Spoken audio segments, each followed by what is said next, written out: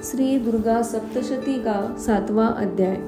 चंड और मुंड का वध। मैं मातंगी देवी का ध्यान करती हूँ। वे रत्नमय सिंहासन पर बैठकर पढ़ते हुए तोते का मधुर शब्द सुन रही है। उनके शरीर का वर्ण श्याम है। वे अपना एक पैर कमल पर रखे हुए है और मस्तक पर अर्धचंद्र धारण करती है तथा कल्लार पुष्पों की माला धारण किए वीणा बजाती है। उनके अंग में कसी हुई चोली शोभा पा रही है। वे लाल रंग की साड़ी पहने हाथ में शंखमय पात्र लिए हुए हैं। उनके वदन पर मधु का हल्का हल्का प्रभाव जान पड़ता है और ललाट में बेंदी शोभा दे रही है। ऋषि कहते हैं, तदनंतर शुंभ की आज्ञा पाकर वे चंड मुंड आदि दैत्य चतुरांगिनी सेना के साथ अस्त्र शस्त्रों से सुसज्जित हो चल दिए। फिर गिरिराज हिमालय के सुवर्णमय ऊंचे शिखर पर पहुंचकर उन्होंने सिंह पर बैठी देवी को देखा। वे मंद मंद मुस्कुरा रही थी। उन्हें देखकर दैत्य लोग तत्परता से पकड़ने का उद्योग करने लगे। किसी ने धनुष तान लिया, किसी ने तलवार संभाली और कुछ लोग देवी के पास आकर खड़े हो गए। तब अंबिका ने उन शत्रुओं के प्रति बड़ा क्रोध किया।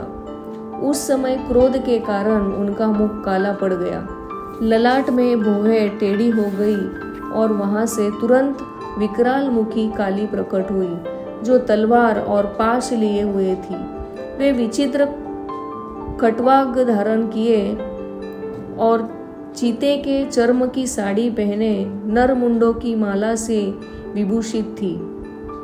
उनके शरीर का मांस सूख गया था, केवल हड्डियों का ढांचा था, जिससे वे अत्यंत भयंकर जान पड़ती थी। उनका मुख बहुत विशाल था। जीभ लपलपाने के कारण वे और भी बड़ी डरावनी प्रतीत होती थी। उनकी आंखें भीतर को धसी हुई और कुछ लाल थी। वे अपनी भयंकर गर्जना से संपूर्ण दिशाओं को गूंजा रही थी। बड़े बड़े दैत्यों का वध करती हुई वे कालिका देवी बड़े वेग से दैत्यों की उस सेना पर टूट पड़ी और उन सबको भक्षण करने लगी। वे पार्श्वरक्षकों, अंकुशधारी महावतों, योद्धाओं और घंटा सहित कितने ही हाथियों को एक ही हाथ से पकड़कर मुंह में डाल लेती थी। इसी प्रकार घोड़े, रथ और सारथी के साथ रथी सैनिकों को मुंह में डालकर वे उन्हें बड़े भयानक रूप से चबा डालती थी। किसी के बाल पकड़ लेती, किसी का गला दबा देती, किसी को पैरों से कुचल डालती और किसी को छाती के धक्के से गिराकर मार डालती थी। वे असुरों के छोड़े हुए बड़े बड़े अस्त्र शस्त्र मुंह से पकड़ लेती और रोष में भरकर उनको दांतों से पीस डालती थी। काली ने बलवान एवं दुरात्मा दैत्यों की वह सारी सेना रौंद डाली, खा डाली और कितनों को मार भगाया। कोई तलवार के घाट उतारे गए, कोई खटवाक से पीटे गए और कितने ही असुर दांतों के अग्रभाग से कुचले जाकर मृत्यु को प्राप्त हुए।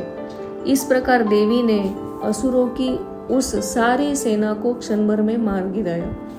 यह देख चंड उन अत्यंत भयानक काली देवी की ओर दौड़ा तथा महादैत्य मुंड ने भी अत्यंत भयंकर बाणों की वर्षा से तथा हजारों बार चलाए हुए चक्रों से उन भयानक नेत्रों वाली देवी को आच्छादित कर डाला। वे अनेकों चक्र देवी के मुख में समाते हुए ऐसे जान पड़े मानो सूर्य के बहुतेरे मंडल बादलों के उदर में प्रवेश कर रहे हो।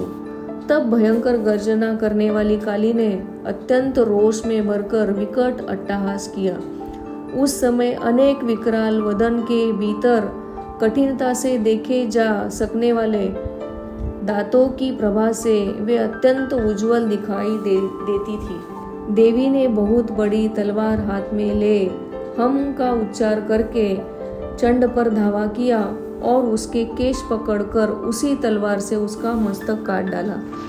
चंड को मारा गया देखकर मुंड भी देवी की ओर दौड़ा। तब देवी में रोष में भरकर उसे भी तलवार से घायल करके धरती पर सुला दिया। महापराक्रमी चंड और मुंड को मारा गया देख मरने से बची हुई बाकी सेना भय से व्याकुल हो चारों ओर भाग गई। तदनंतर काली ने चंड और मुंड का मस्तक हाथ में ले चंडिका के पास जाकर प्रचंड अट्टहास करते हुए कहा, देवी, मेरे चंड और मुंड नामक इन 2 महापशुओं को तुम्हें भेंट किया है। अब युद्ध यज्ञ में तुम शुंभ और निशुंभ का स्वयं ही वध करना। ऋषि कहते हैं, वहां लाए हुए उन चंड मुंड नामक महादैत्यों को देखकर कल्याणमयी चंडी ने काली से मधुर वाणी में कहा, देवी, तुम चंड और मुंड को लेकर मेरे पास आई हो, इसलिए संसार में चामुंडा के नाम से तुम्हारी ख्याति होगी। इस प्रकार श्री मार्कंडेय पुराण में सावर्णिक मनवंतर की कथा के अंतर्गत देवी महात्म्य में चंड मुंड वध नामक 7वां अध्याय पूरा हुआ।